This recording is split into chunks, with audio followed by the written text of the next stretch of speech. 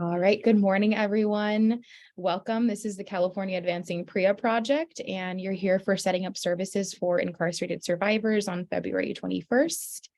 Welcome, we're happy to have you. And we'll start off with some introductions. I'm Marcela Rojas, I use she, her pronouns, and I'm one of the project managers here at Valor. I've been here for about 3 years now. I'm on the California Advancing PREA project, as well as the LEAP project, which is a leadership development program for people of color in the gender-based violence movement. And I'm also joined by two of my awesome colleagues that I work with really closely on a day-to-day, and I'll let them introduce themselves. I'm Yamila Cervantes. I use they, them pronouns. I'm that's a senior program officer, but I'm actually just a program officer. Marcela and Jenica just think very highly of me, and I'm just joking. And I'm here on behalf of Just Attention International, which I'll speak more about in a second. But yeah, I'm excited to be here with you all and do this training. Hi, folks. My name is Jenica Sinor. My pronouns are she, her, and hers, and I'm actually also just a project coordinator here at Valor. So I don't know how I got our titles a little bit mixed up, but we're all a team here. That's really here. Yeah, exactly. So excited to be here with all. Excited to have this conversation with everybody. Thanks. And we will get those positions changed for the next one. Yeah, sorry. It's all good. So, and let me not get too far ahead of myself on how to use Zoom. So for this particular webinar, we have quite a bit of material to get through. So you will hear us speaking quite a bit, but we do really encourage folks to comment questions in the chat. That really helps us get more engaged and make sure that we're responding to your needs and some of the questions that are coming up for you. So please don't feel like you have to wait until the end. And then we'll also be sharing the PowerPoint slides as well as the recording later on. It'll be up on our website. And for folks that may or may not be joining via phone, you can use *6 to mute and unmute yourself. But again, we really welcome questions. Feel free to drop them in the chat now. We'll make sure to get to them at the most relevant time possible. And then we'll go ahead and introduce Valor US, which is the organization that Jenica and I are staffed at. And you might have known us before as the California Coalition Against Sexual Assault, but our commitment remains the same, and that is to prevent and end sexual violence by advancing equity and eradicating oppression. We provide leadership, vision, and resources to rape crisis centers, individuals, and other entities and institutions committing to ending sexual violence. And ultimately, we envision a world free from violence where the dignity of every person is valued and respected. And like I mentioned, I'm here on behalf of Just Attention International. We're a health and human rights organization that's dedicated to ending sexual abuse in all forms of detention. And we carry out our mission in 3 different ways. So we work with corrections officers and officials, along with rape crisis advocates like yourselves and policy makers to make detention facilities safer. We also promote public attitudes that value the dignity and safety of people in detention. And then finally, we support incarcerated survivors of sexual abuse and sexual harassment. We have a core principle that guides all of our work, which is that when the government takes away someone's freedom, it also takes on an absolute responsibility to protect that person's safety. So we believe that no matter what crime someone has committed, rape isn't part of the penalty. So now that you know a little bit about both of our organizations, we'll share a little bit about the project we've been on together for over 8 years now. This is the California Advancing PREA project, and this is a partnership between Valor and JDI, funded by the California Office of Emergency Services. And through our collaboration, we really are aimed to provide our local rape crisis centers here in California and sometimes beyond with resources and support that folks need to establish and provide a full range of services to incarcerated survivors in our state. And a huge part of this is supporting folks in building relationships and building MOUs with their state and local agencies or correctional facilities. So we'll talk a lot more about that in a second here. But we do want to give folks a sense of what our objectives are today. So we'll be understanding the basics of U.S. incarceration and sexual abuse in detention. We'll be able to provide an overview of the Prison Rape Elimination Act, and identify how to weave PREA into our agency culture, and not just PREA itself, but to really center incarcerated survivors in the work that we do. And then last but not least, help folks determine strategies to set up confidential services in detention. And I really want to emphasize that many of our agencies are at different places in setting up their services and understanding what it means to set up confidential services within a detention setting. And there can be a lot of negotiation there. So as much as we'll be talking about that today during this webinar, we really encourage folks to reach out to us for individual TA, because we know how important it is for us to have deeper conversations about what your relationship looks like and what the culture of your facility is like. So highly encourage folks to reach out to us individually, and we'll be sharing our emails later on in the webinar.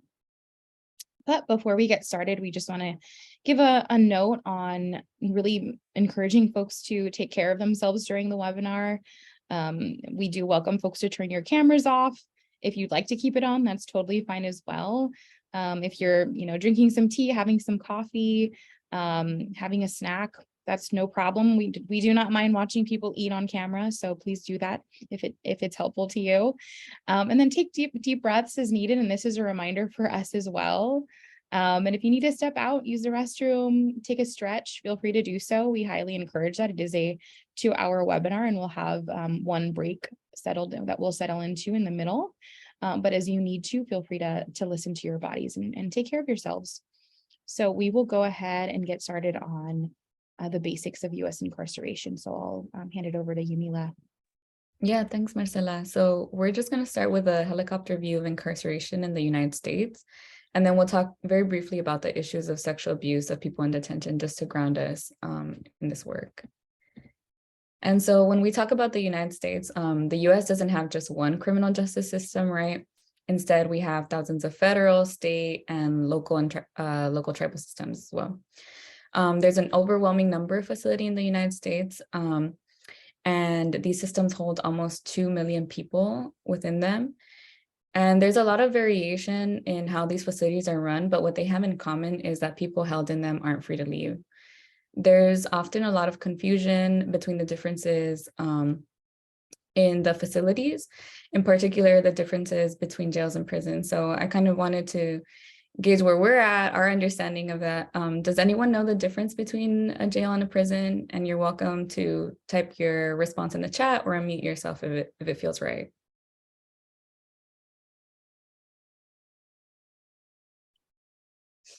So again, the question is if anyone knows the difference between jails and prisons.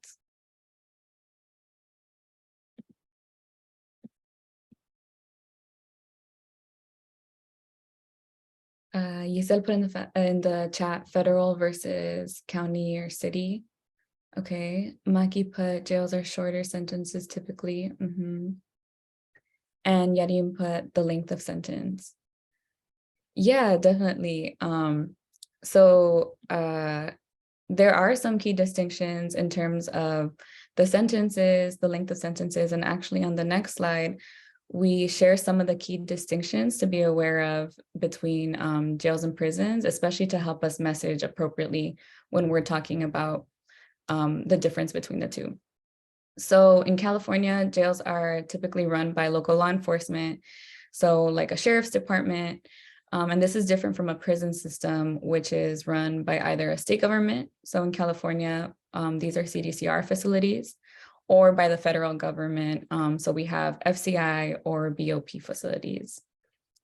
The oversight for jails is different as well. It's locally based and frequently it's limited, while the oversight for state prisons is the Office of Inspector General.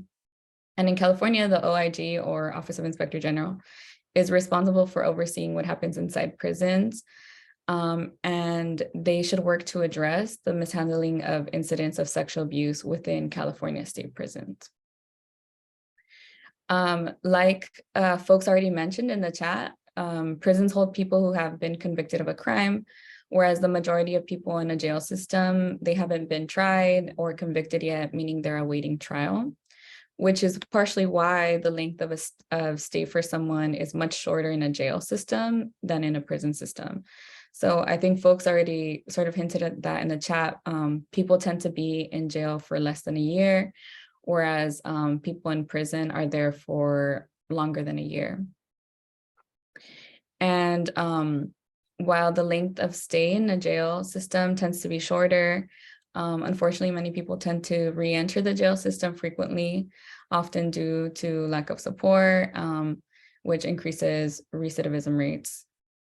And then unlike prisons, where there tends to be more robust programming and where movement throughout the facility or on the yard is more frequent, jails tend to have significantly less programming, and they're much more restrictive in terms of movement that's allowed by incarcerated people. And they often don't have large recreational spaces or even a common eating area like prisons tend to do.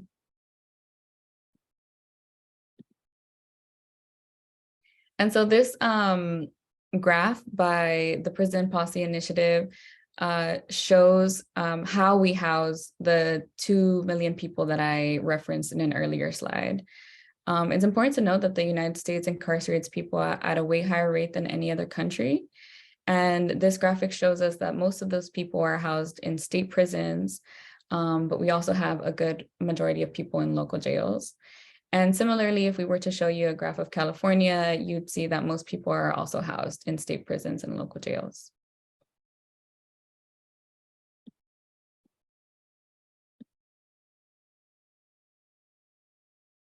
And there's also huge racial disparities in terms of who is locked up in these detention facilities.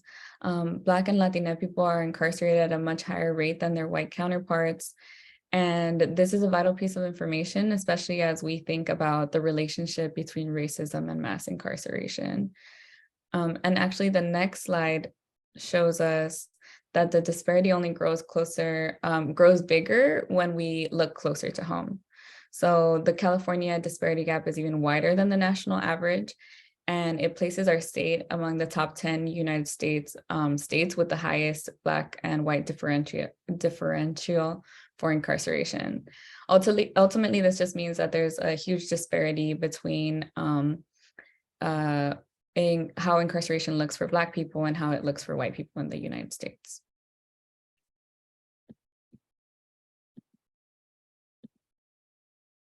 And we also wanted to talk a little bit about the fact that many incarcerated people have a history of complex trauma. So incarcerated people are likely to have experienced sexual and other kinds of abuse as children or youth. Often incarcerated people have experienced adult sexual assault, intimate partner violence, or what we call relationship violence on the slide, human trafficking, gang violence, and or police violence. And in addition to all of this, people who are incarcerated have also faced extreme poverty, and they've had limited access to resources. They've also been made to feel that because of who they are or what they've done, available services aren't meant for them. And so advocates like yourselves who serve incarcerated people may be one of the first sources of help for them along their healing journeys. So we're glad that you're joining us here to talk about setting up these essential services.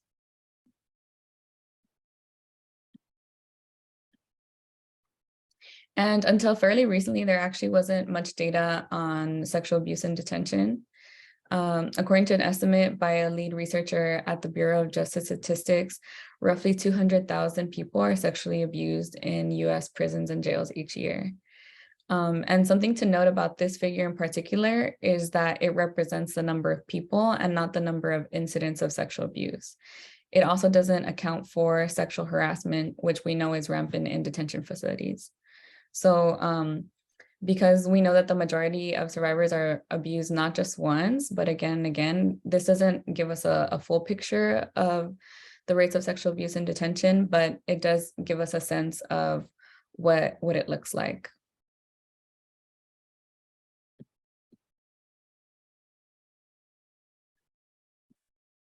And sexual abuse in detention exists on a continuum of violence, from sexual harassment to rape and other forms of sexual abuse, like protective pairing, as well as abusive searches, which are a little more specific to detention settings. As advocates, you're all likely familiar with sexual harassment as a form of sexual violence. it's important to note that what often begins as sexual harassment in detention often leads to sexual assault. But protective pairing may be a term that you're less familiar with. So it would be helpful to know if folks know what that means. So do folks think that, what do folks think that the term protective pairing means? And you can type it in the chat, or you can unmute yourself if you feel comfortable doing that.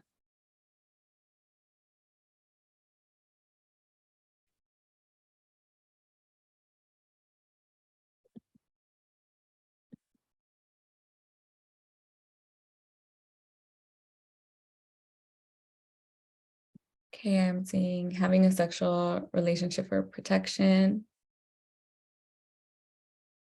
Yeah, and I am so slow to type in the chat, so I always like to give folks like a few seconds to respond. So I'll give folks a little bit more if they want to add to that definition that was provided by Maki. Sender says, if an incarcerated person has sexual relations because they get protected by another incarcerated person. Yeah, so thanks for chiming in. I always tell Marcela and Jenica, these folks should be running this training because, yeah, you hit the nail on the head. Protective pairing is a relationship or an arrangement, rather, in which a person with more power offers to protect an incarcerated person with less power. And they do so in exchange for sex and other services. This situation can often develop into sex trafficking. And so, yeah, you're totally right that it's about protection, it's about power. We also wanted to talk briefly about how domestic violence, intimate partner violence, or the name that we've used on this slide, relationship violence, may look different in detention. So very often, because physical affection and touch between incarcerated people is prohibited, and it's a rule violation, staff often wrongly mistaken consensual affection or touch between incarcerated people as relationship violence. So, right, like if an incarcerated person is, hugging someone else, staff, because maybe they don't have the capacity or the training to really identify this as just normal consensual touching, they'll often write someone up for that. On the other hand, because staff aren't equipped to identify the signs of relationship violence, they may often fail to prevent and disrupt violence and abuse within romantic relationships inside. So this means that we're sort of failing people on different accounts, right? And similarly to non-incarcerated survivors of relationship violence in detention are often forced to have ongoing contact with their perpetrators. Often you all are in a better position than staff at the facility to identify these signs. And a good gauge to use to measure a survivor's willingness or capacity to be in these kinds of arrangements or relationships, or just the fact, their capacity to say yes or no, is just by asking them, would this person agree to do this on the outside? And we do this because certain types of abuse, like protective pairing or intimate partner violence or relationship violence, can appear consensual. And so asking that question, if somebody would agree to do this, really helps us understand whether they have the capacity to say yes or no to that relationship.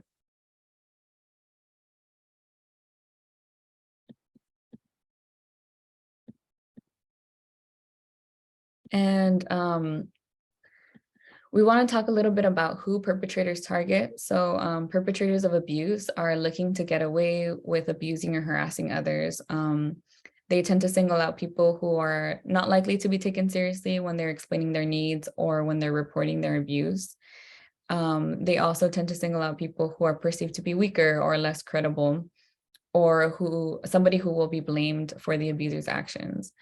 And so this is often why people who have experienced prior abuse, people with disabilities, people who are suffering with mental illness, and people in the LGBT community are targeted for abuse. So it's not about who they are, but rather the way that other people treat them that often gets them targeted for sexual abuse in detention. And I'm not going to touch on the rates of abuse for all these groups. That would require a greater and more comprehensive training. But for the purpose of this training, I did just want to note that survivors of previous sexual abuse are 6 times more likely to be abused while in detention. That's important as we're serving incarcerated survivors.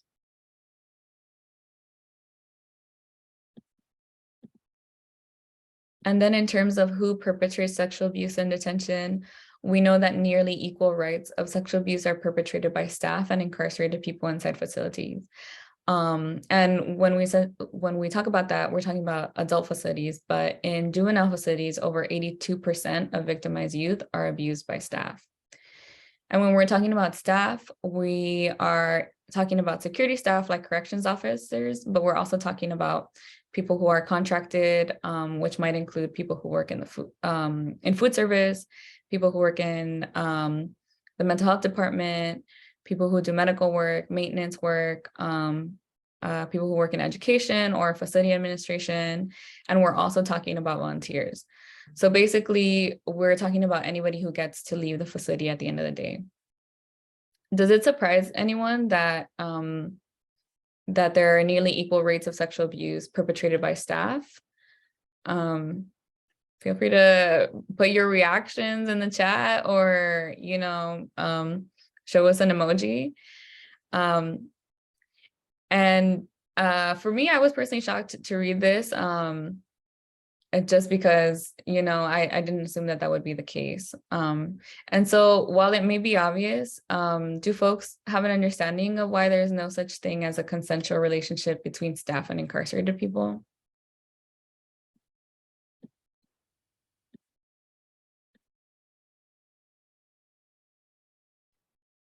I think it wouldn't be consensual, because I think it's still a form of power and control.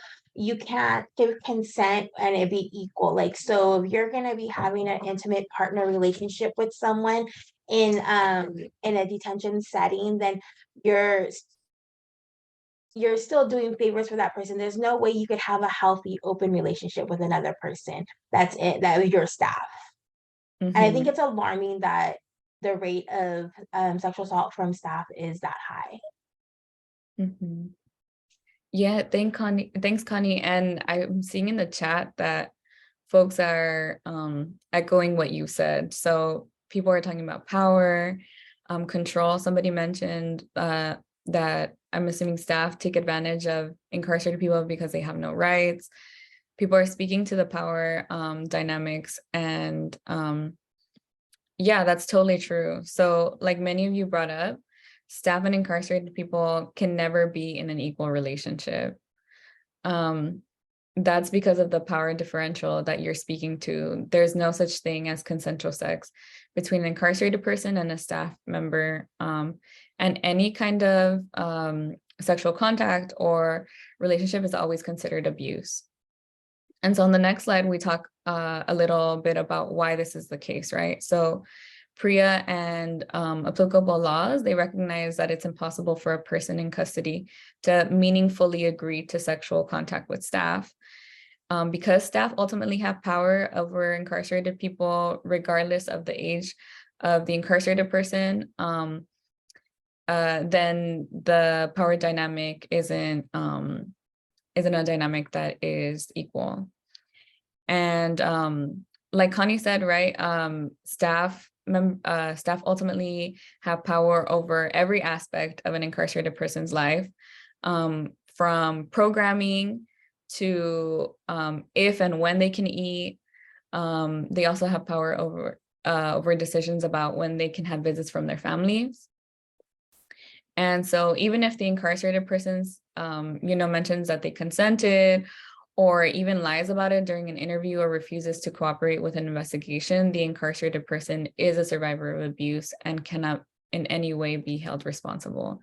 And we want to make that clear, right? Staff ultimately have influence over, again, absolutely every aspect of a person's life. And so an incarcerated person can't meaningfully consent. And we try to center the voices of incarcerated people in our training. So we are sharing a quote from Ivory, who is a survivor of sexual abuse by staff. And Ivory says often people think that you deserve whatever happens to you in prison because you've committed a crime, but no one should be sexually assaulted by an officer.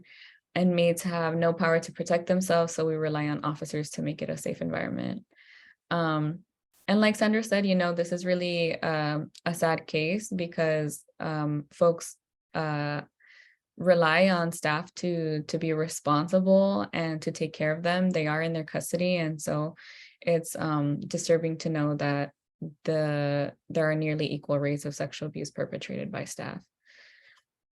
And so with that, I'm going to pass it to Marcela to talk about, this is sort of like when we touch on this topic, it's sort of like a little bit devastating, and often I feel so sad reading through these statistics, but there is support. And so I wanted to pass it off to Marcela to talk about PREA and how it protects incarcerated people.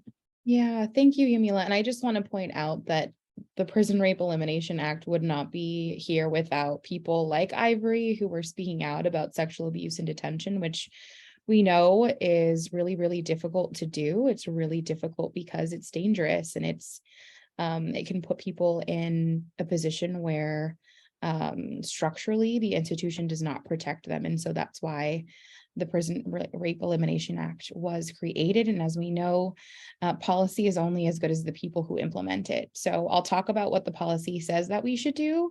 And by we, I mean our partners in corrections, right? So the Prison Rape Elimination Act is a civil law that requires that correctional facilities, including immigration facilities, take concrete actions to protect people in custody, specifically from sexual abuse and sexual harassment, regardless of who perpetrated the abuse, whether it was staff or an incarcerated person. And so PREA requires that facilities adopt a zero tolerance approach to sexual abuse. And it affirms that it's the absolute responsibility of corrections agencies to protect incarcerated people in their custody from sexual abuse. Like Yamila mentioned, people are incarcerated, and this is, JDI's core principle, that regardless of what people have done or where their circumstances are at, we must be able to protect them from sexual abuse. This is not part of the penalty. And so the Prison Rape Elimination Act also recognizes the importance of outside agencies in supporting these efforts, but also recognizes it's not the responsibility of local agencies like rape crisis centers to make sure that these correctional facilities are in compliance. Although we do play a major role in a piece of the PREA standards, we are not responsible for making sure that the correctional agencies are in compliance. Like I said, we are very helpful partners, but it's not our responsibility. So to break it down, essentially the PREA standards purpose is to eliminate sexual abuse in corrections and in law enforcement facilities, to increase accountability of corrections agencies, and to give incarcerated survivors the same level of care as those that as folks that are not incarcerated.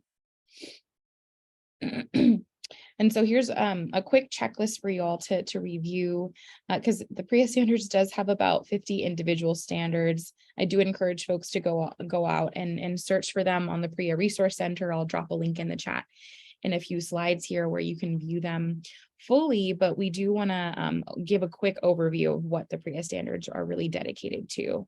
And that is 1, to prevent sexual abuse, 2, to detect sexual abuse that they can't prevent, and to respond to abuse with a sense of urgency and of centering the needs of the survivor.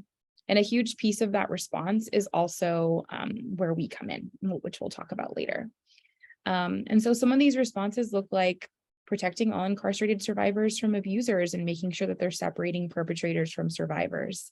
And this is a piece of the standard that advocates can leverage in case one of your clients or one of the survivors you're working with is wanting to get removed from a certain housing unit or to be protected in a certain way from the person who did abuse them. Also providing survivors multiple ways to report abuse that they've experienced, because we know that many survivors, especially incarcerated survivors, do not feel comfortable directly reporting to staff at the facility, and specifically sometimes the PREA coordinator, which every institution is supposed to have.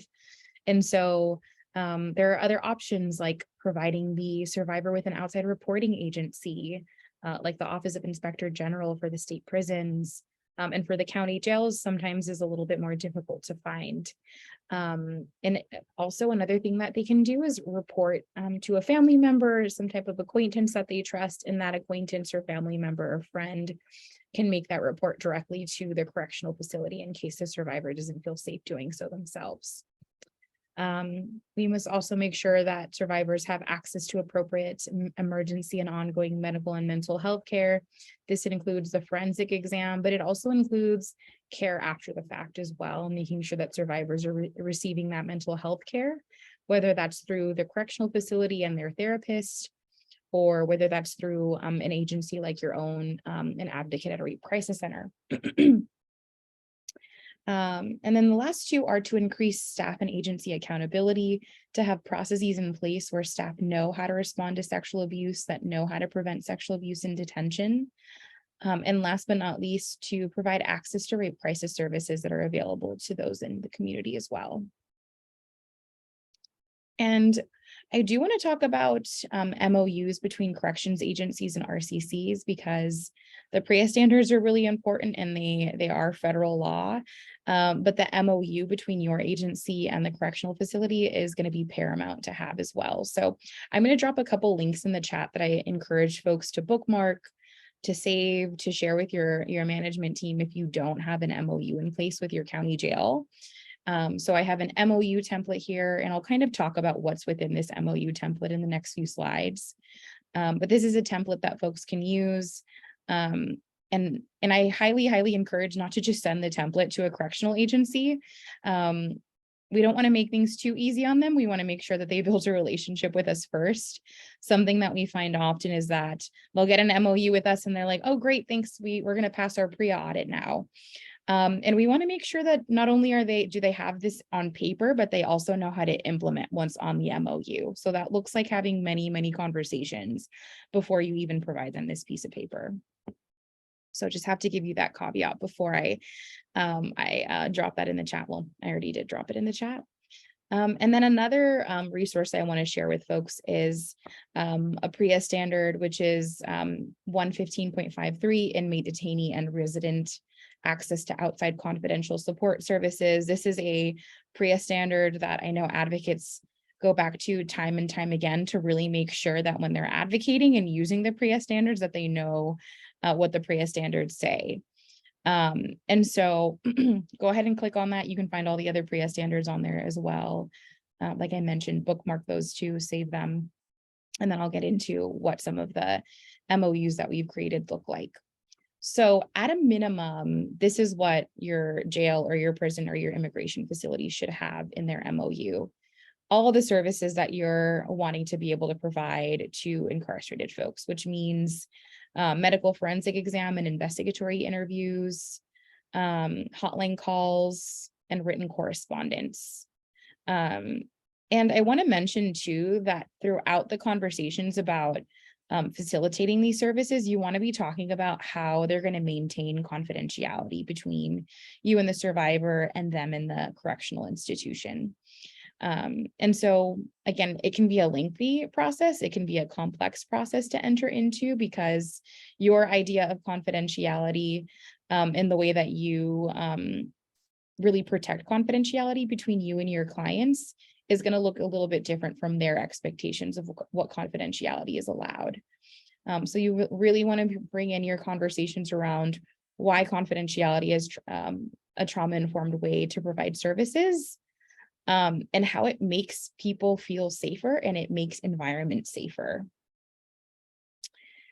And then some other things that you'll want to include in your MOU is not just the pieces of the agreement that outline the services, but an explicit way that they'll be able to facilitate those services, that they'll be able to coordinate the services.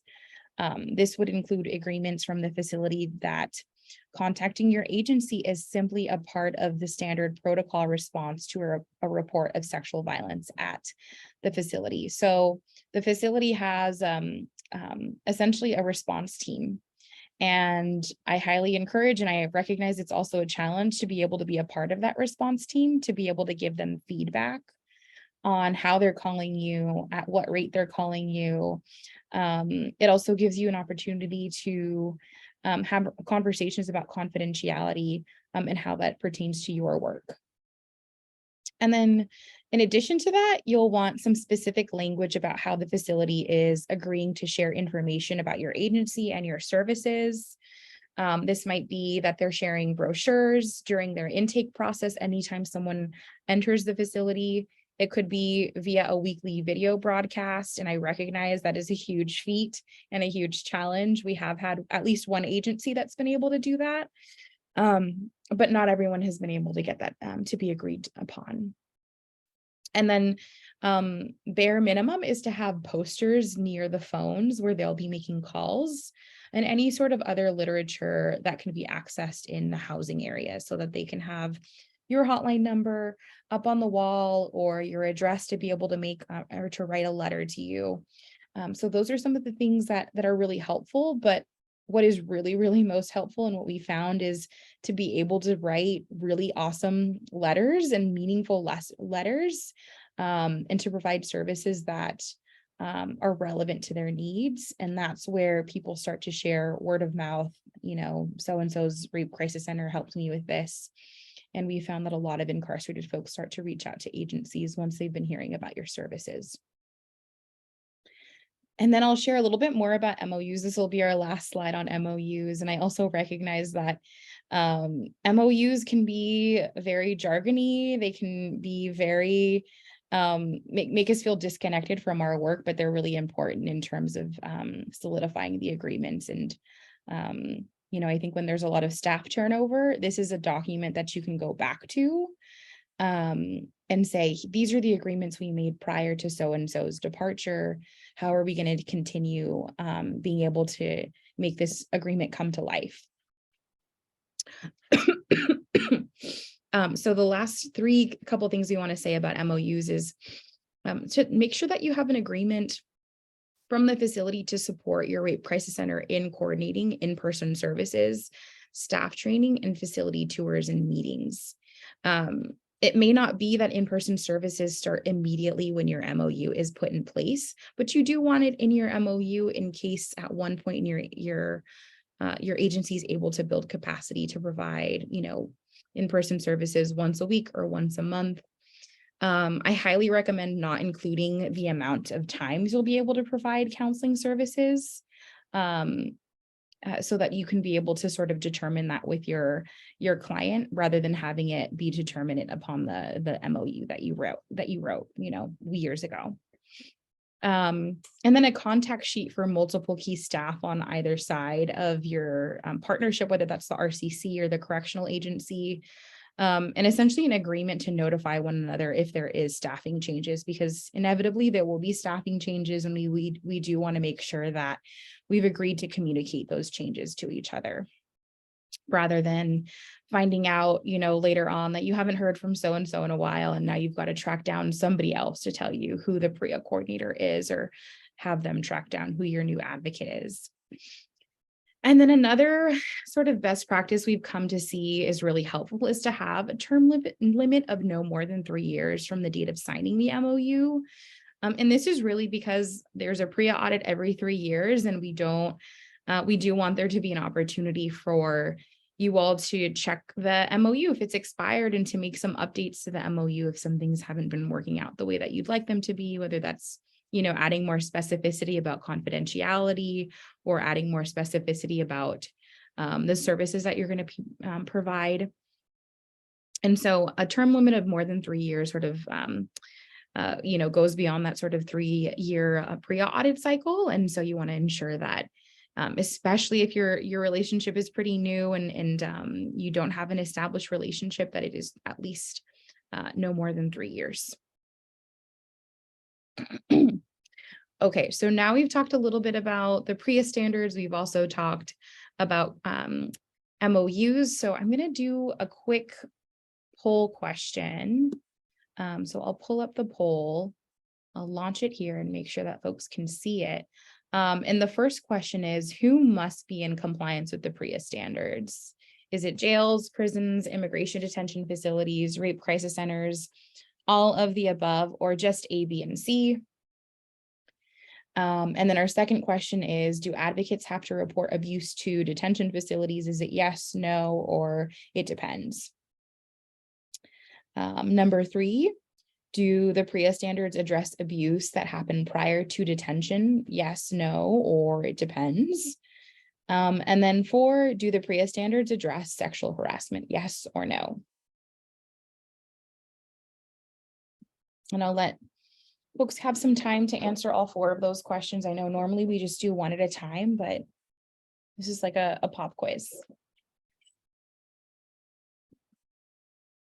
I'm seeing more responses come in for number 1, around who must be in compliance with the PREA standards. A lot of folks are putting all of the above, or A, B, and C.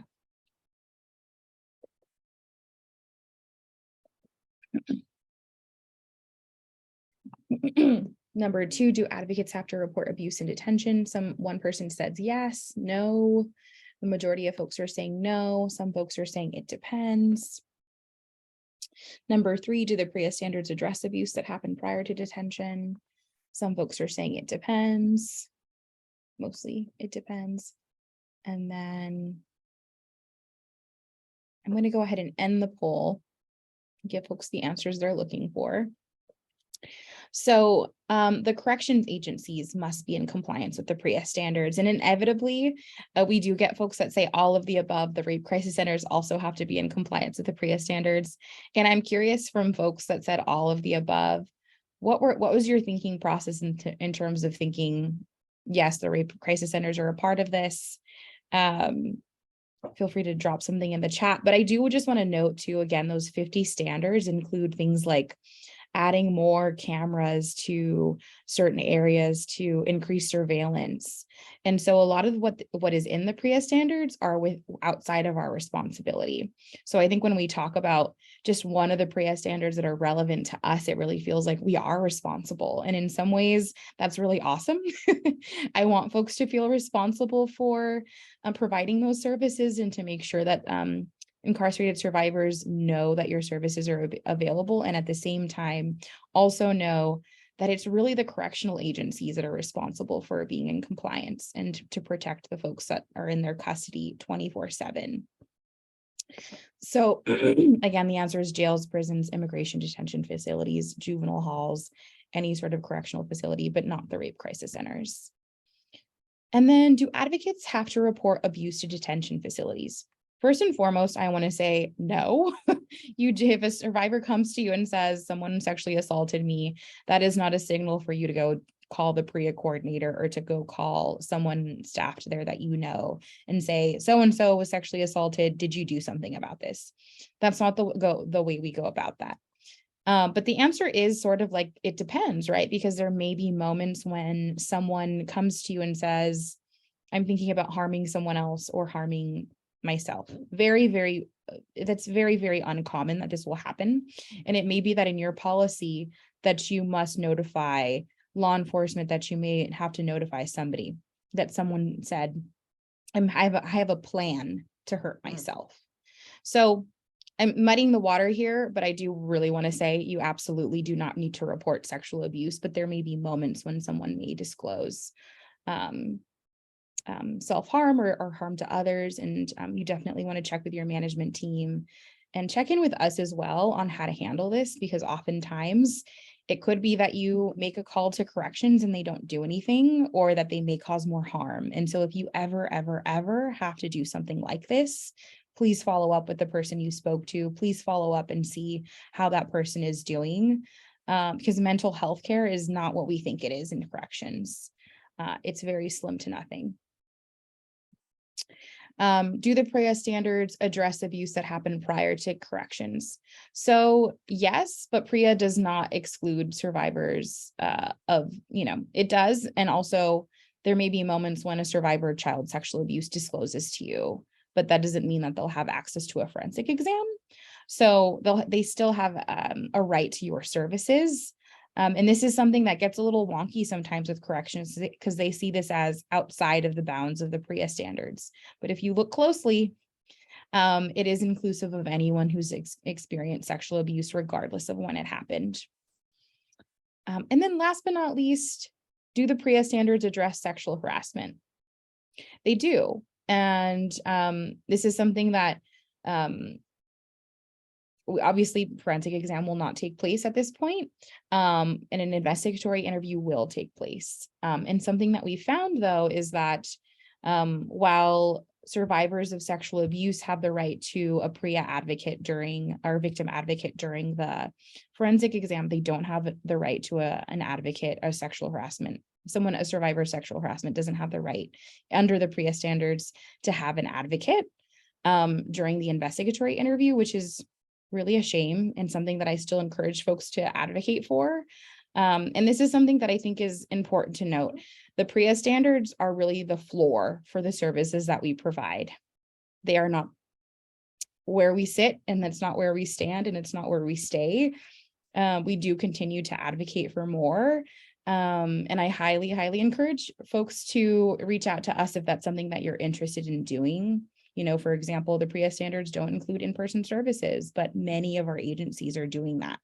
So I do want to encourage that it is possible, and to go above and beyond to your own capacity and your own agency's capacity.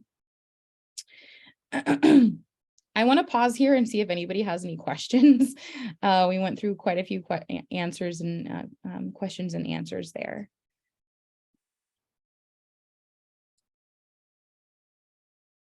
And feel free to just raise your hand if you have a question, or drop a question in the chat if anything there got confusing or didn't make sense to you.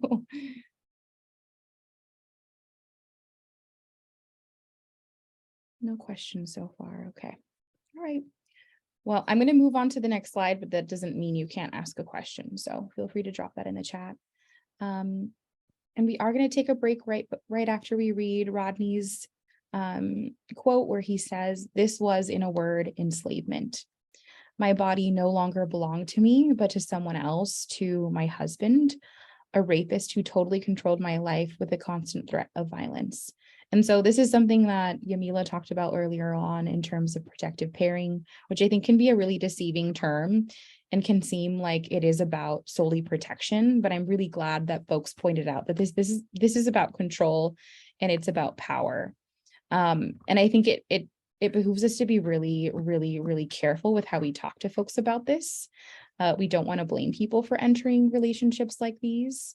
We want to be understanding that people make decisions to the best of their ability for their own safety, especially under detention settings. You know, people may enter these relationships knowing that they're going to get hurt, and they may enter these relationships not knowing that they'll get hurt. And regardless of that, they're deserving of our care. They're deserving of our sympathy and our compassion. And so I'm glad that this was something that Rodney spoke out and used a word that meant something really strong to him to define what protective pairing felt like. And that was enslavement. And that was loss of power and loss of control, like many survivors experience. So I think this is a good time to take a break. We've shared quite a bit of information, some really heavy information. We'll come back in about 5 minutes at 10:55. And then we'll go back into talking about what it looks like to weave PREA into your agency culture.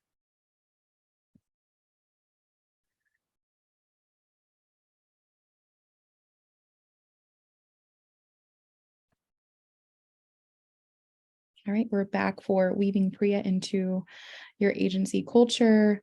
I'm really interested in talking about what it looks like to integrate the work that you do with incarcerated survivors in your day-to-day work, not just with one person who's designated to provide support to incarcerated survivors, but to really integrate into conversations you're having with your management team, conversations you're having with your other staff. And I will say that typically we'll talk about partnering with corrections a little bit more during this section of the webinar, but we've cut down a little bit just to make time to really slow down with the information since there's so much of it. So with that said, I'm I'm going to drop another link in the chat on partnering with corrections, which was a panel we did with several of our rape crisis centers to talk about what worked for them in their partnership. So definitely check that out. Another thing to bookmark and watch later on. So I'll move forward in talking a little bit more about our internal culture and creating habits for ourselves. So, and I really want to acknowledge it can be a challenge to really start to integrate this work because of how isolated folks in detention settings are. They're typically in areas that are very far away from our agencies. And, they were built and designed in that way on purpose. They were built to be isolating. And so it really behooves us to create a culture where we sort of eliminate that isolation and create connections within the prison walls. And so a part of that is creating some internal culture and policies in our day-to-day work that really put incarcerated survivors at the center instead of sort of at the outlier or on the margins. And so just going to provide some really easy things to do in your day-to-day. And one of them is really integrating conversations around incarcerated survivors into your regular staff meetings, making sure that there's space to talk about your PREA program and services, even if it's very brief, and even if it is just to say that there hasn't been any changes, that perhaps you haven't had a conversation with the PREA coordinator quite just yet, or you haven't been able to get a hold of them. And that's an integral part of the conversation is, hey, I haven't been able to get a hold of somebody. Can someone help me? Can someone in leadership help me? And really having regular weekly times where you contact folks at your correctional facilities and document your outreach attempts and communication with facility staff. And I can't downplay how important it is that you document how many times you've emailed or called someone, regardless of whether they responded or not, so that when you do get a call from a PREA auditor and they say, hey, how's your relationship going? And you can say, well, it's actually not going too great. And here's a whole list of times when I've tried to reach out and haven't gotten a response. Or actually, it's going really great. And here are all the examples I have of when we had really great partnership. And I want to emphasize that the PREA audit is in some ways one of the only ways to hold the correctional facilities accountable.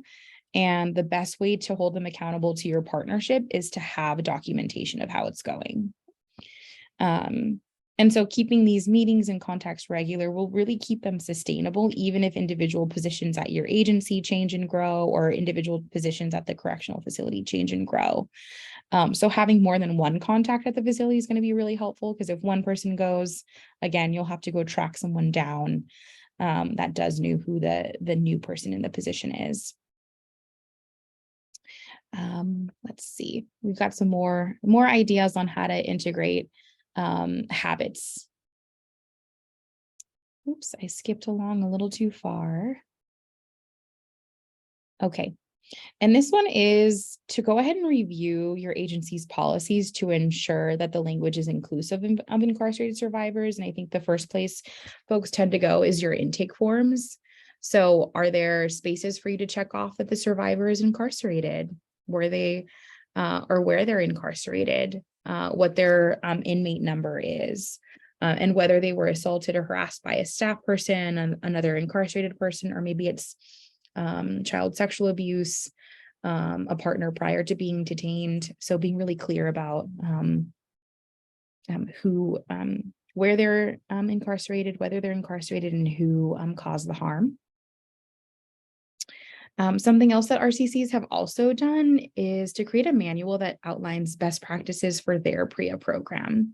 This is something that Riverside Area Rape Crisis Center was able to do. And I want to say it's really important to have a manual specific to your agency, because there's so much historical knowledge that gets passed on from advocate to advocate in terms of what was the relationship like with such and such PREA coordinator. What were some of the systems that we put in place to ensure that, the correctional facility was regularly calling us when a report was made. And it really, really helps with staff turnover. And we really want to make sure that the previous PREA advocates' work is not lost when they leave the organization. So I will go ahead and actually drop Riverside's manual in the chat so folks can see an example of this. And I'll say a little bit more about Riverside. They have 1 state prison and 3 jails. And so the more facilities that you have, the more you have to keep track of in terms of relationships and systems that are put in place. So that's something that you really want to put into the manual. And that's something that Riverside did. And I know that it's been really helpful in terms of sustaining their program and really being able to grow it. And allow some of their advocates to continue learning from past advocates that are no longer there. And I know that some of you are here on this webinar, so you can speak to that yourselves. I don't want to speak for you, but I've seen how awesome your sustainability has grown, and how much your program has grown. Let's see. And I'm seeing someone ask, who would we contact in jail and prison for PREA contact information? Typically, if you don't have a contact at all and you're going ahead and cold calling, is looking up your jail and finding the contact information on their website. Sometimes they'll have an email address on there, and that is who you'll reach out to say, hey, is there a PREA coordinator? And I will say that sometimes people will send an email or give them a call and they'll say, what is a PREA coordinator? What is the PREA compliance manager? And don't let that scare you, because sometimes not everybody knows who that is, and it could mean that they still have one.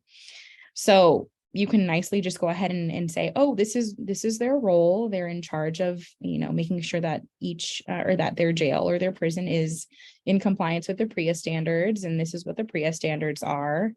But yeah, if you have a follow-up question to that, go ahead and drop that in there. But yes, it's sort of like a cold call. Like sometimes we have to figure out who's the advocate that, writes letters to incarcerated survivors, and we'll call your hotline and say, hey, is there anybody responding to those? So it's similar in terms of a cold call.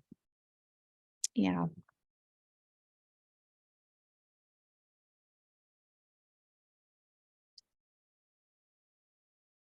Thank you for saying that we answered the question, Yamila. And then, of course, I think it's really important to integrate the work that you're doing with incarcerated survivors into your job descriptions, regardless of whether you are creating a new job description for a PREA coordinator or a PREA advocate that's designated to provide services to incarcerated survivors. Certainly there'll be a specific job description for someone who's in that role, but there are also victim advocates who are answering hotline calls or who may respond to a forensic exam or letters that will eventually provide support to incarcerated survivors. And so we don't want to wait until you start getting more clients that are incarcerated survivors. We want to make sure that we're integrating training around incarcerated survivors in our 40-hour training, that we're integrating it into our job descriptions, really in the same way that we would highlight working with young survivors or LGBTQ survivors or male survivors. And in terms of the job description for a PREA advocate or a victim advocate who's designated to work within detention settings, I highly recommend integrating the skill set around facilitating training to correctional staff. It's one skill set to be able to train our own agency staff, and it's another skill set to be able to train folks that don't necessarily always align with our vision, with our values in the movement. And so really being able to see our goals and communicate our goals of safety and security in a way that resonates with correction staff. And if you're not sure about how to integrate this language into your job descriptions, feel free to reach out to us, reach out to your management team to see if you're seeing information like this within your job descriptions. And we'll continue this conversation of weaving PREA into your agency culture by talking about how do you set up those services. So I will pass it over to Jenica. Thank you, Marcella. So now that we've got, an understanding of what it looks like to build up those internal practices and protocols to support incarcerated survivors, we're going to start talking about how you can begin setting up services for survivors in your local detention facilities. PREA requires that incarcerated survivors are provided access to emotional support services. These services that you all can provide to survivors are absolutely vital, as often there are no services within prison and jail systems, or the mental health systems, or I'm sorry, the mental health services that are available are not appropriate, or often, stretched really thin for those who are or have experienced sexual violence.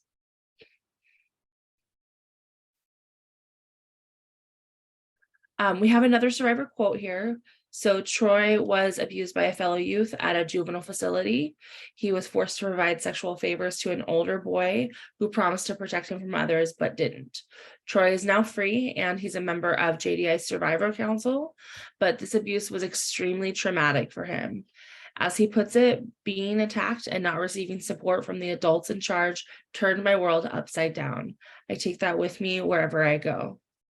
So Troy's quote really speaks to the long-lasting impact of trauma and the importance of advocates providing trauma-informed and survivor-centered care to help support and empower survivors along their healing journey. And then so I just kind of want to start us off with a question in the chat.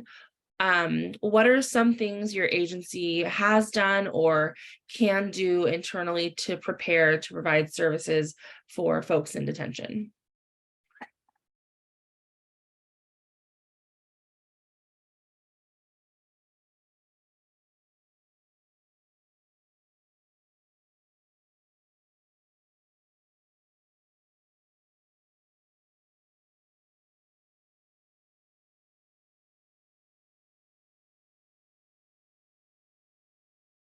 Or maybe what are some hopes and dreams you might have as you head into setting up services? I think I'm inching towards the question and answer section where someone asked, how do I find out who it is? So maybe it's finding out who your PREA coordinator is and doing some research. Yeah. Yeah, Mackay and I'm not sure if I'm saying your name right, Mackay, but yeah, Mackay is saying have a specific PREA coordinator physician. So is that for your agency or for your finding out who that is for your jail or your prison? Awesome. Okay, well, definitely reach out to us if you're looking for support in that sense. That's exciting to hear. You might have someone growing into your team. Awesome. And I see you agree with being at the facility and providing counseling after they get released. Yeah, absolutely. Having that support after someone gets released as well. Bakura, my agency has various referrals and information for survivors or sexual assault in prison. We also accompany them to hospitals for SART exams if they want, and assist them in navigating through the process. Awesome. Awesome. Love to hear it. Cool. Thank you, folks. Thanks for chiming in. Go to the next slide. So we're going to talk a little bit about confidential correspondence. For folks that are still working on getting buy-in from their facilities, here are some steps we can take to help provide confidential correspondence or letter writing to incarcerated survivors. So first, you'll want to communicate the importance of confidentiality to facility staff. You can do this by explaining the importance of confidentiality when providing the trauma-informed care and why it's important and why it's crucial to have that open channel of communication. Confidentiality might mean different things to different people. So from a rape crisis center's perspective and an institution's perspective, it can look a little bit differently. So making sure that you're on the same page is really important. JDI and Valor also created a video that explains the role of a victim advocate that you can share with correctional staff to kind of start the conversation and maybe give an intro to what victim advocacy can look like. It could be that a facility has never heard of what a victim advocate is. I know it seems really crazy for us who work at RCCs and work in this kind of work to not know what a victim advocate is, but if people are kind of starting from scratch, those videos are really helpful. Marcella, thank you for putting those in the chat. Once you have that buy-in, you can start to figure out how they're going to make sure that letters are actually, in fact, confidential. For example, at state prisons, victim advocates and clients use the evidence code 103.5.4 and right privileged communication outside of the envelopes. And this is supposed to signal to the mailroom staff and other facility staff that they're not supposed to open that mail unless they're in the presence of the recipient, and they're just opening it to check it for contraband, and they're not actually reading it. If this isn't included in your MOU, if you've talked about this and you've established this as a practice with your facility, but you haven't included it in your MOU, it might be an opportunity to circle back and update that. Can be really helpful. So again, Marcella talked earlier about, when there are transitions in staff and maybe there's staff turnover at the facility itself, and maybe letters are beginning to be read again, we can circle back to the MOU and say, no, we have it listed right here. Let's go back to our MOU and make sure that we're having that confidential correspondence. And next slide.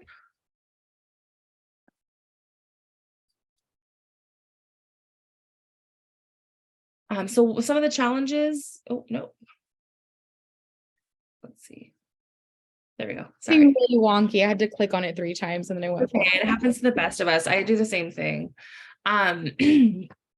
So some of the challenges that might come up when we're advocating for confidential correspondence. Again, when we're setting up confidential services in correctional facilities, a lot of times there's resistance. Correction staff often fear that there will be contraband entering or leaving the facility through letters.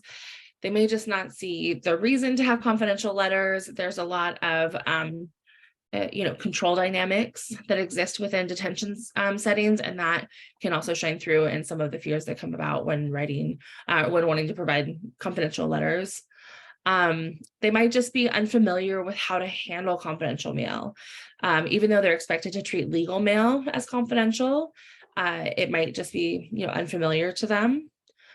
Mailroom practices can really vary widely from site to site, and correction staff experience, again, a lot of turnover. So it's the role of the PCM, or it's important that the PCM and the mailroom staff are knowledgeable about how confidential mail is managed at their facility. I see any tips on presenting the idea of training facility staff, like a mailroom staff or trauma-informed training for officers, et cetera. Yeah, absolutely. I mean, I think, and Marcella and Emila, feel free to jump in around this, but, having that contact and having an ally or someone that is a support person that's within the facility that can help open those doors to providing that training can be really helpful. Having best practices and protocols available that they can just, duplicate and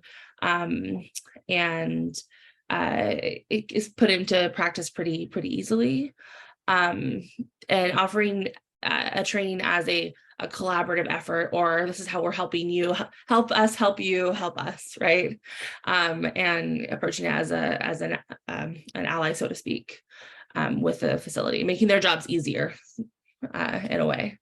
I don't know if Marcella or Emila. Yeah, I can add a little bit more. I would say, offer it at the beginning and say, this is a service that we offer, and let them know which topics that you're able to provide. I think the role of the advocate is one that's really important, because sometimes they will conflate an advocate with a therapist, or view an advocate as someone who's trying to, get into the investigation process. And we want to be really clear about what our roles are. And so that can be a way of saying, hey, I'm seeing that there are some ways that, my role is being conflated with some other staff. Can we provide this training, and it, give them how much time it's going to take, and give them the materials so that they have a sense of what to expect. Because sometimes they do need, sometimes most of the time they need to approve what you're sharing with them and their staff. So having all of the materials available to them is going to help them say yes, and it's going to increase the likelihood of that. One other thing I've tried as well is having a conversation about what partnership looks like to our agency, and allowing them to have that conversation with you, like making sure that they don't just see this as we're here to partner with you, but they're here to partner with us. And And that wasn't so much a presentation as it was like a conversation, and there was a presentation involved. So there's different ways of doing it depending on who you're partnering with. Some folks are just like, we don't have time. We receive a lot of trainings. And then if you do get a response like that and they say, oh, well, we get a training on PREA, you can say, well, can we talk about what our role is in PREA during that training? Or can we just, even just step in and say, hey, I'm an advocate and this is what I do at this agency. It'll only be 10 minutes. So you kind of get, these are baby steps, right? And give them a couple different options, because again, they tend to be understaffed, and receive a lot of training. So give them a couple different options and see what they're interested in saying yes to. Awesome. Thank you. Thanks, Marcella. Can we head to the next slide?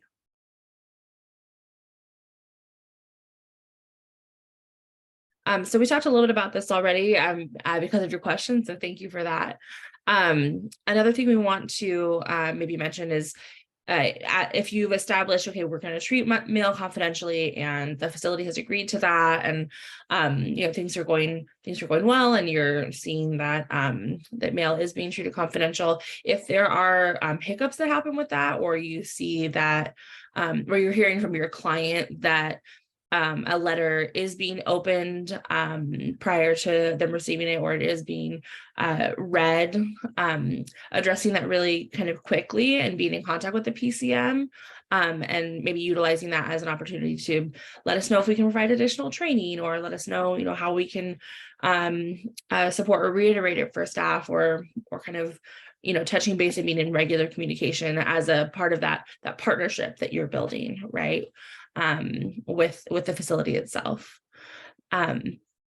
So you'll want to, again, check with your clients and ask them, is your mail being opened in front of you and just being checked for correspondence, or is it, being opened prior to when it gets to you?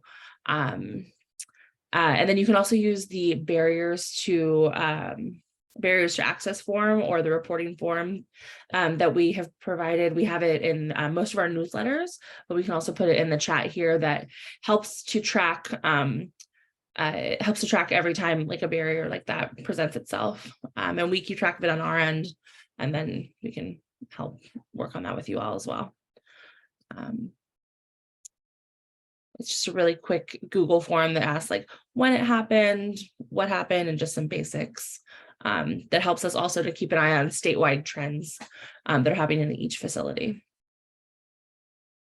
Also, Jenica, I just saw some questions pop in the Q&A. Can I read them out loud and we can respond to them? Absolutely. So I'm seeing, what rights do prisoners have with PREA? For example, do they have the right to be followed up by an advocate? Do they have the right to counseling? Yes, they do have the right to be followed up by an advocate and a right to counseling. Under the PREA standards, they have the right to receive counseling via hotline and letter correspondence. But like we mentioned before, many of our agencies have been able to provide in-person counseling, and that's integrated into their MOU.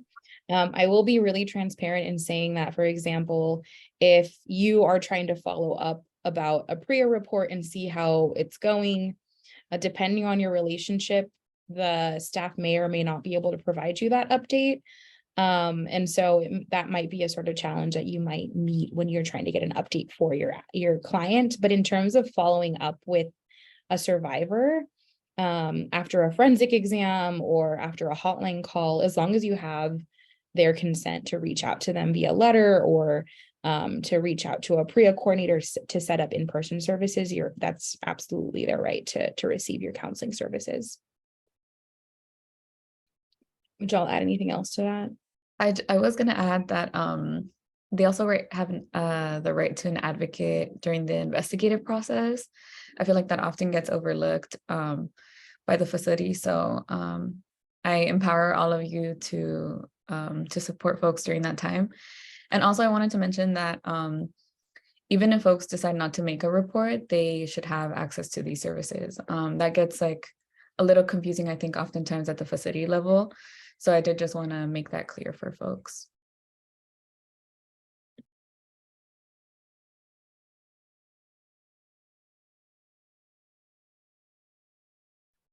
Thanks, Marcella. Thank you, Emila. So one of the first things that we talk about when setting up services is advocating for a free, confidential, and unrecorded call to your hotline. Stressing the importance of that confidentiality to facility staff. If the facility staff isn't sure if the calls are confidential or not recorded when they're setting up that line, they can actually work with their phone provider to set that up. It's a pretty straightforward process with their phone provider.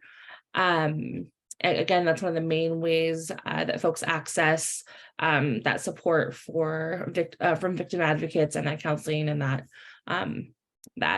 those emergency services, or not emergency services, those victim services. Next slide. Some of the challenges that come up with offering confidential hotline calls are, it's not common that the posters that we put up in facilities with our services and contact info are torn down or sometimes used for other things or repurposed for other things.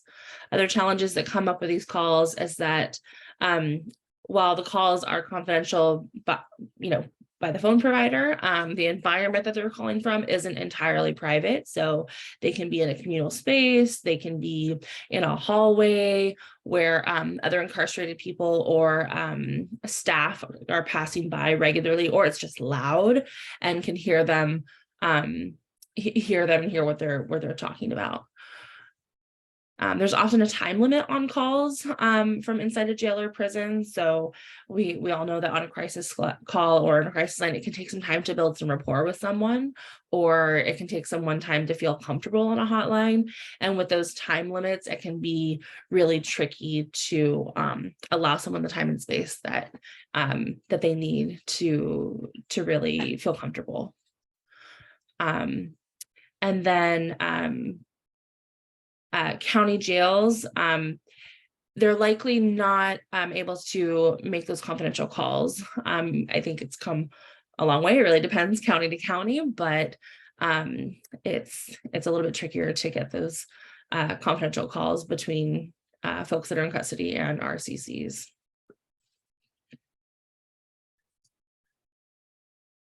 So how can we work to overcome some of these challenges? There's some things that we can do, coordinating again with facility staff. You can ask them maybe to place a monthly test call to your agency from inside housing to make sure that they can access your line. They can make sure it's not recorded. That person can also confirm that your agency's posters are in place, and then provide them replace posters that are torn down, or provide them posters every couple months, just in case. I'd rather have them have more posters than less posters just floating around. Another option that you can suggest is to have staff facilitate phone calls between survivors and your agency. This means that the call could be placed from a room outside of like general housing, such as like an office or an attorney meeting room. JD and Valor continue to advocate at the state and county level for common sense practices to make calls simpler and safer, and just easier process in general for survivors. It would be our dream, right, if there is a simple 3-digit code that would connect a survivor to any CDR, wow, my words, man. That would connect a survivor at any CDCR facility to their local RCC. As it stands now, there's different unique processes at each facility, and we'd love if it was a little bit streamlined. I see another question here in the chat. Depending on incarcerated people's internet access, can it be valuable to have an informative section on our RCC website for incarcerated folks to read? Not familiar with how limited their internet access can be. So, I mean, I think it would be wonderful to have that on your website, even if someone can't access it from inside. People's friends and family that they're in contact might read that information, and they can relay that when they're visiting. Or folks that are incarcerated are also in our community, and sometimes there's some back and forth, and that information can be really helpful to have available to you. I don't know, Emila, Marcella, if you want to add to that. I was gonna say the same exact thing, and I think it also just signals to, again, friends and family and community members that you are serving folks on the inside too, and so being able to relay that message. I wouldn't say like count on that for incarcerated folks to see it when they're in a state prison, but certainly for their community and their family to see it and to pass it on. Yeah.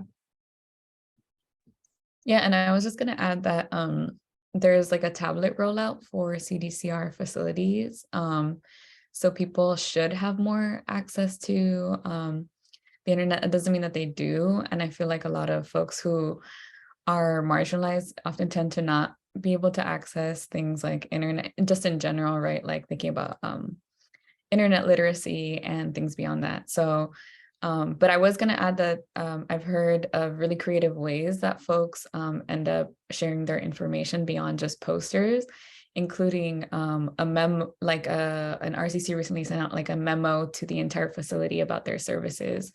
And it was a paper memo that was delivered to everyone. So I'm really excited about that idea. And so there's definitely ways for folks to get creative to share their information with incarcerated people inside. Sorry, Yamila, I hadn't heard about that. Can you say a little bit more about the memo? Like it got sent to every single staff person there? I'm like, let me not lie, because I love to lie. We know that about me. But I think Riverside is actually either worked on or is working on delivering like a paper memo to all the incarcerated people inside. So yeah, ideally it would be delivered to every single person. Yeah, just to touch base. Hi. So I'll just turn off my camera as well. Yeah, just to touch base, Riverside Area Crisis Center.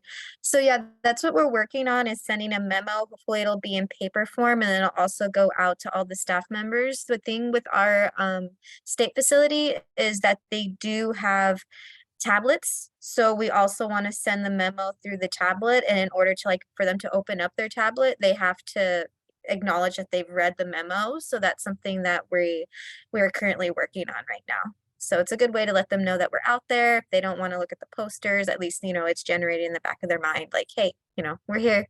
So yeah.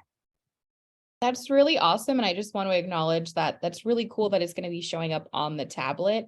That way you're not like sending a letter and it's maybe outing someone who's not a survivor and, inadvertently someone sees them and that becomes a target. And I'm seeing someone in the chat seeing and asking if there's a way that they can see the memo or what was written in the memo.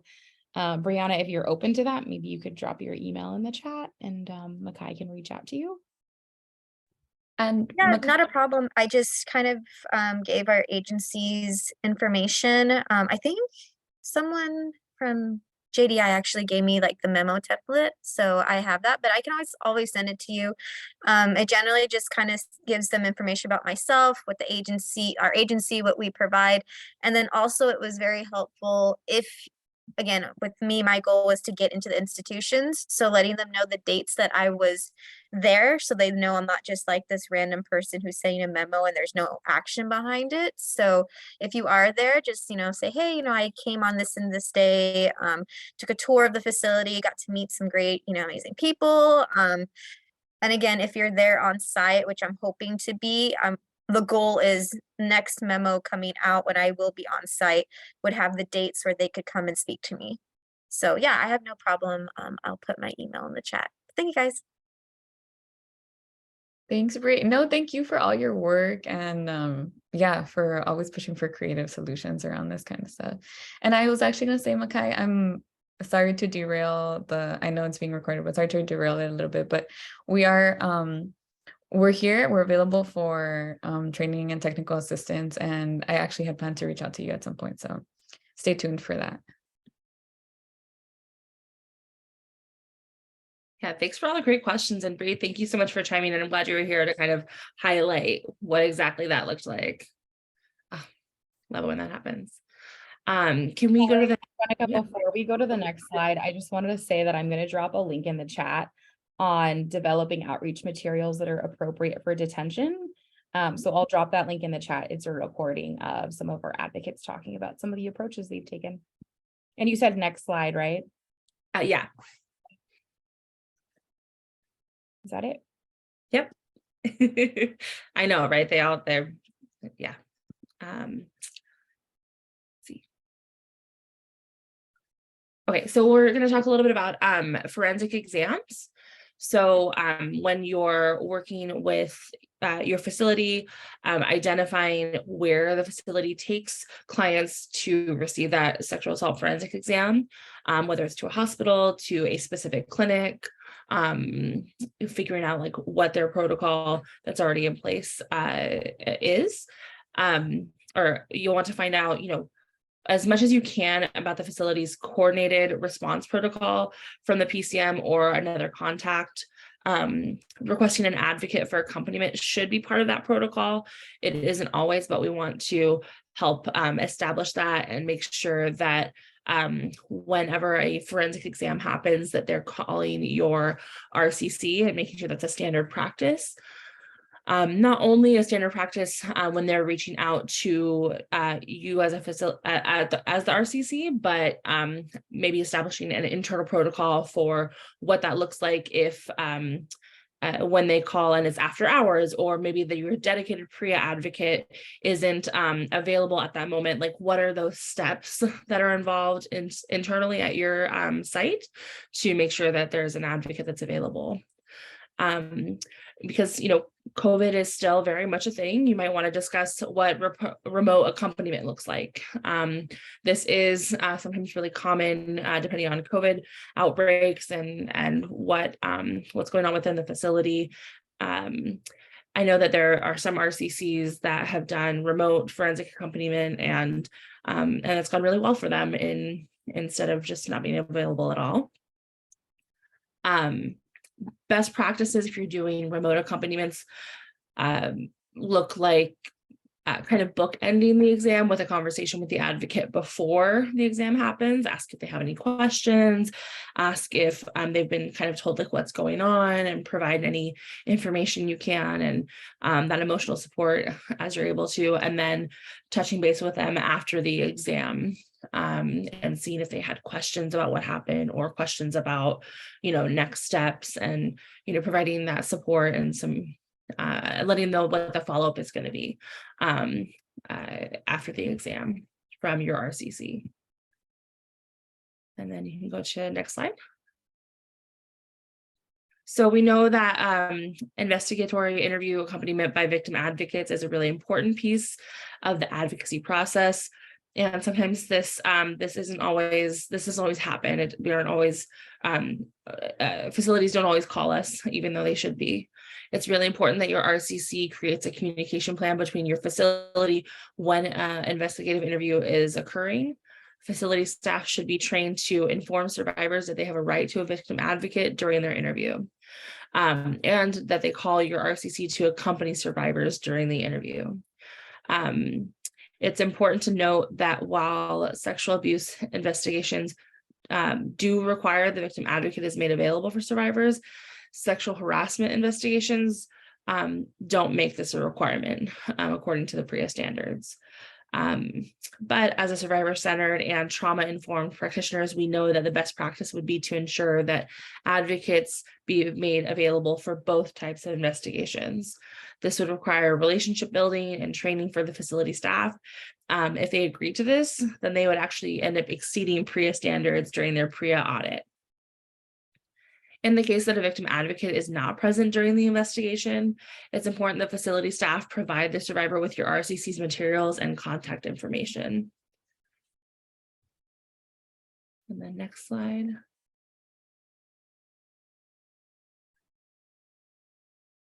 Prisons, jails, and juvenile facilities are required to have a coordinated response plan. PREA does not require facilities to include community organizations in the response plan, but we do strongly encourage it as a best practice. You'll want to ensure that your agency is invited to those meetings. It's a space where you can offer your skills as a survivor-centered and trauma-informed practitioner to improve the facility's response to sexual abuse and harassment at every step of the way. This is where you can bring up issues with the that might have happened during medical forensic exams, investigations, and ensure that survivors are receiving follow-up services regardless of whether their report is substantiated or not. Although this is a place where you can talk about improving services, you must remain confidential at all times. unless your client has explicitly stated that you can reveal their name and their experience within that space. Thank you. Another important part of making sure that services are well known and well used with the facility is advertising. It can seem kind of silly to think about advertising within this kind of setting, but you'll want to make sure that you're able to reach survivors, you're able to reach the population that you're serving. So making sure that posters with your agency's contact information are provided and available near phones or other common areas. I know some people have put pamphlets that go into like the intake paperwork when they first arrive at a facility. The importance of having the importance of feedback from and word of mouth through inmate advisory councils is also really crucial at your state prison level. Once more people begin to utilize your services and receive the care that they had hoped for, and talking about what a good experience they had, if they feel comfortable, you'll likely begin to get more calls and more letters. Your clients will be able to speak to the trust that they built with you and really, talk about the support and services they received from your agency.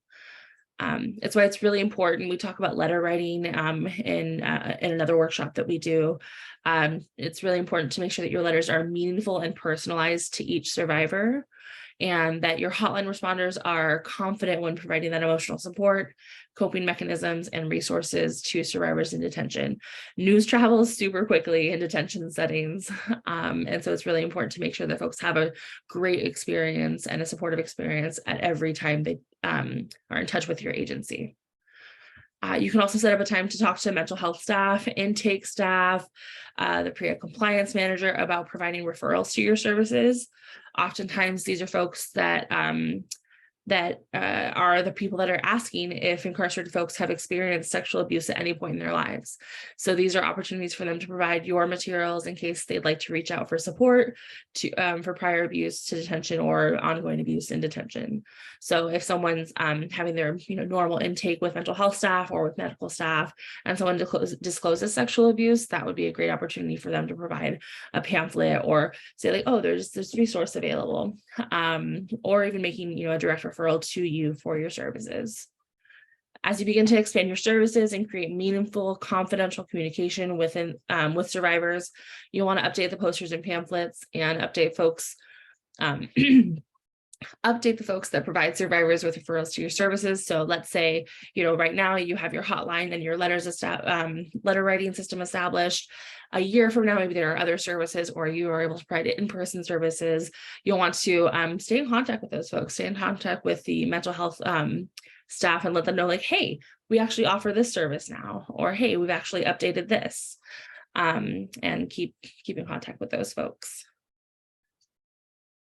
And next slide. And before we leave you with some resources and take some time for questions, we just want to remind folks of a few different things. Most importantly, especially in this work, we want to remind you that you do have the skills to serve incarcerated survivors. You're experts in trauma, you're experts in validating survivors' experiences and in ways to cope and heal. Incarcerated survivors rely on the strength of your relationship with the local facility for access. So making it as strong as you can, making it a powerful and collaborative experience is really important. Being creatively, donut diplomacy never hurt, and neither does recognizing really strong leadership. And then, especially when we're doing systems work, it's important to keep in mind that change is incremental. Doing your best today is super important, and celebrating those wins, as small as they might seem, it's pretty big in the larger experience. Thank you, Jenica, for slightly ending us on that note. We're not done yet. We're going to share some resources and take some time for questions. So as we're sharing the resources, please feel free to drop some questions in the chat, and we'll have some time to let folks unmute themselves since we have a good amount of time to get through the resources. So we've got Just Detention International is always a great resource for folks to reach out to, and also to view some of the recordings we have here. on JDI's website. And so some of the recordings you might see are training your advocates to work with incarcerated survivors, also trauma-informed care in detention settings and the role of the advocate. And then, of course, Valor US also has our own website, which I'll drop in the chat, which is not hyperlinked. Let me do that again so that you all can actually click on it. Here we go. Oh, not that link. There we go. That should work. And then we've got some time for questions. And actually, I will mention the PREA Resource Center since I mentioned them earlier in the webinar. And I'll drop their information in the chat. And the PREA Resource Center is specifically for correctional agencies to be learning more about each individual PREA standard, and they have trainings for them to participate in. But I think it's also helpful for us to watch some of them, especially the ones that are specific to the work that we do, so that we know what the expectations are for our partners. And so that we can also kind of use the language from the PREA Resource Center when there are moments when we're finding that folks are a little bit resistant or not understanding a certain concept. We can share this resource or do some research on our own that can sort of inform our conversations with them. So lots of resources. We are also your resource. I will actually drop our emails in the chat as well, or you can reach out to us individually. I will say if you reach out to one of us, you're really talking to almost all of us. We are in conversation with each other almost every day. So we try to make sure that the team connects with everyone who needs support. Thank you, Yamila and Jenica, for dropping those in the chat. So yeah, any questions folks might have?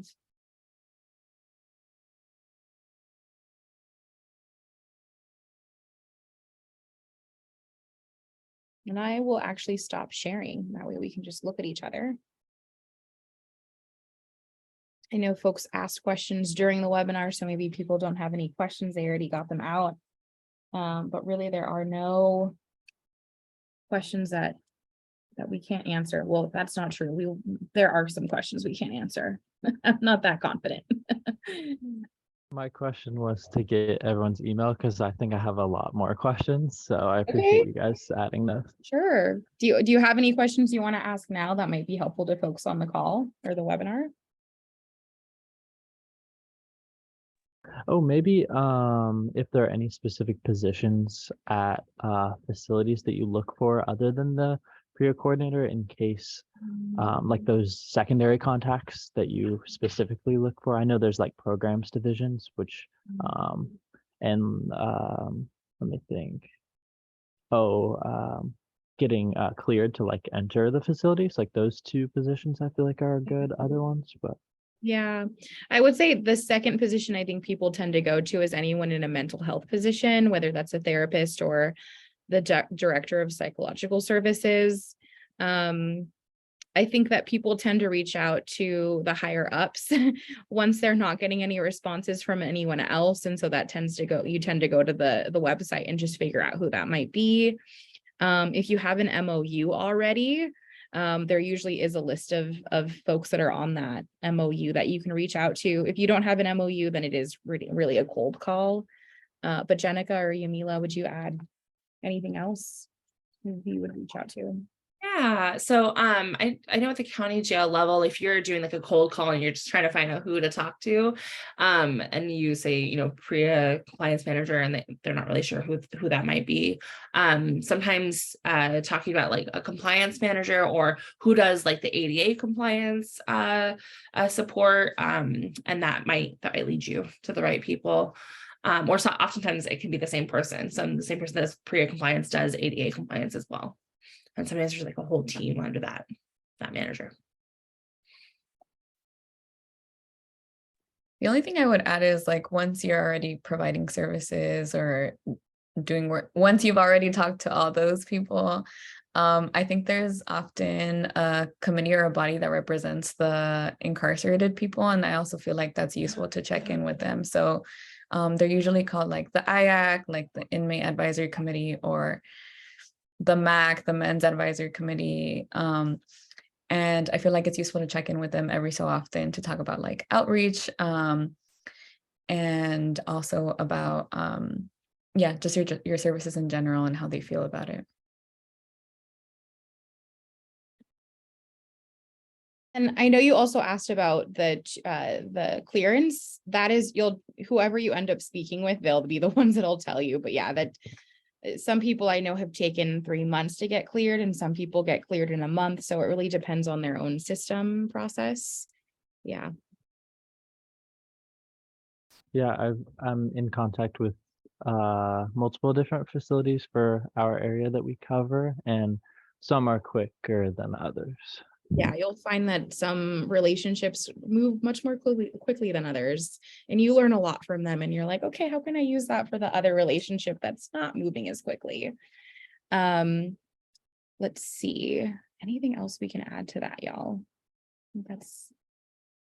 That's it, but I'm glad you have more questions. We love questions. Please email us. We're happy to set up a call with you individually, and we'll check in with you.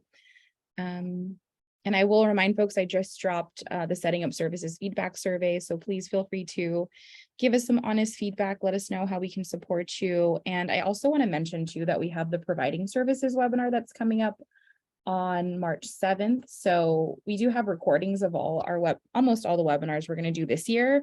But it's really helpful, I think, to come join us live and ask those questions live. So I'm going to search for that, but in the meantime, can anybody have any other questions? Otherwise, I'm going to look for that link that I don't have ready yet.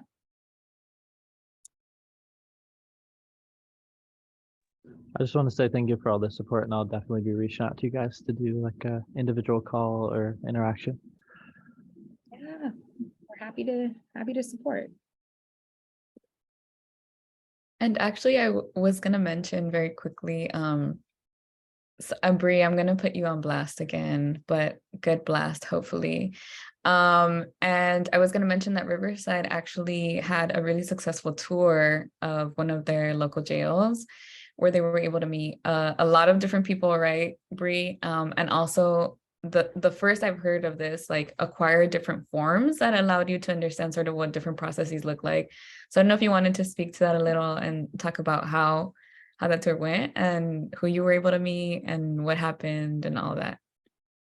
Yeah, so I was taking a tour with Vanessa Sapien. She is with JDI, I believe. So I hope I'm doing that correctly, but she is incredible. So she offered to take me on a tour of our facility, which is CIW, and I got to meet PREA educators. Excuse me.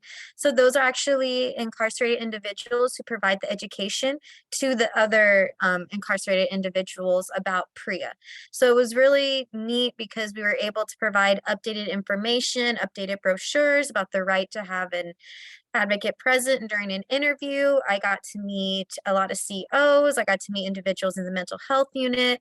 Again, prominent individuals within the facility that are well respected as well. And it was just great being able to meet those PREA educators because, again, we were able to update them on codes and penal codes that now, again, I went back into the facility, and again, it's like small little teardrop of joy when I'm hearing them tell them about hearing them say the penal codes that apply to them that can protect them. So again, going into the appeal process and the rights, which again, they didn't have earlier and they didn't know about. So that is something that was just really empowering. And again, very blessed to have amazing people, at my end. The supervisor of the PREA education department had me there, and unfortunately she's no longer there. So it's kind of like a waiting period for me to get back in there. But again, positive note, because of all the advocacy work we have been doing and getting our name out there, we've been getting more phone calls to go in person to do accompaniments. So it was a really productive tour. It's been a very productive collaboration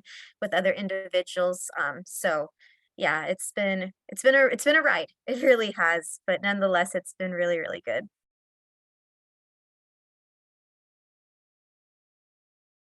Thanks, Bree. Yeah, and I know you had like a similar experience at one of your jails too, Larry. I forget the name of the jail. Yeah, the county ones too. Again, just again, very blessed because that BREA coordinator is just amazing as well. He took us on tours of all our facilities. So he made sure to do that in person. He also made sure to take a tour of our facility, grab a survivor bag. So we have like a survivor bag protocol, you know, make sure there's no staples in certain things. We gave them, again, what would be in our survivor bag if we go to a forensic exam, and that protocol is given to all of our advocates.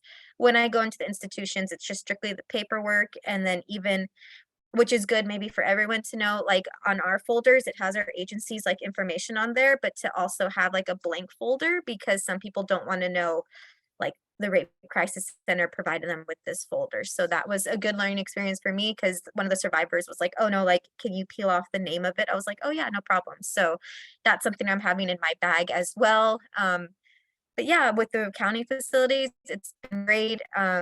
Again, learn within one of our hospitals that we also have like a little mini incarcerated facility in there, which we didn't know about. So there was just a lot of really great learning done, you know, on my behalf, and then my coworker Alejandra's. So yeah, really great things that are happening. Crossing my fingers for trainings. So that's something that we're pushing for as well. Like everyone was saying, you know, training the staff members, incoming new COs. So that's something we're looking into as well.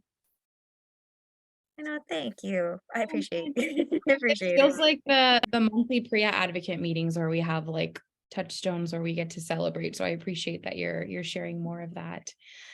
And for folks that are on the webinar and haven't been to any of our monthly meetings, I highly recommend that you join us. If you email Jenica, she can get you added to our calendar invite. But they do happen every second Tuesday of the month at 2 p.m. to 3 p.m. And sometimes we'll have topics we'll talk about, and other times it's really free flowing and we allow folks to just ask lots of questions. So yeah, awesome. Well, I'm glad we had some time to highlight what you've got going on with your agency at Riverside, Brianna. And this, I guess, concludes the end of our webinar. Thank you all so much for participating and for your questions and for your future emails to us. We appreciate you and the work that you do. Take care, everybody. Bye. Everyone.